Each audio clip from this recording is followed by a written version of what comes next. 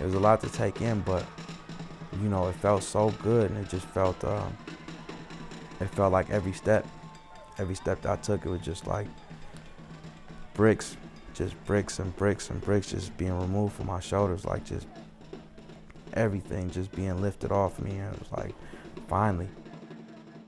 I was charged, tried, and convicted of the murder of 11-year-old Tyisha Edwards on November 22nd of 2002. I just spent the last 18 years of my life in prison for a crime I didn't have anything to do with. I came into prison as a child, 16-year-old kid, and I was released as a 34-year-old man, you know, trying to figure out like how to live life outside of these walls, you know. Man, I'm so happy for you. Long overdue.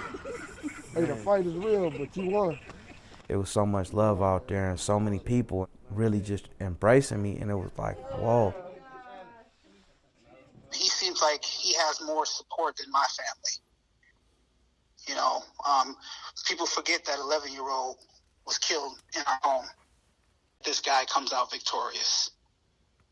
Where do we go? What about us? I don't have any ill feelings towards any of them, you know what I mean? Because it's like, I can't say how I would feel if the shoe was on the other foot, but the only thing I can say is that I had nothing to do with the murder of Tyisha Edwards, you know? But my heart does go out to our family.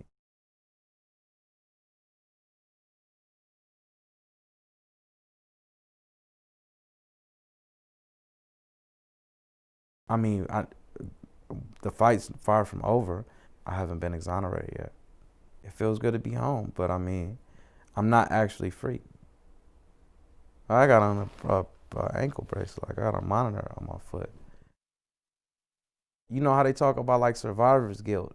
There's a lot of people that are wrongfully convicted, and you're able to go home, but then you know that your comrades are still out there fighting. And these are grown men, you know what I mean, and they're just, you know, in tears and we're crying, and it's just like, you know, just telling me to go home and just to succeed, you know, go home and win.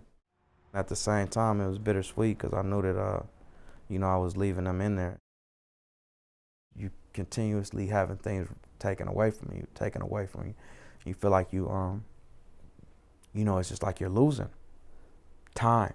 When time passes and you start changing, you know, you start getting older, you know, your kids grow up, like, you know, the world changes. It's just like, man, lost time, lost time, lost time. But in reality, the time wasn't lost. Like, I was still doing something to benefit from that time. Like, I was still growing.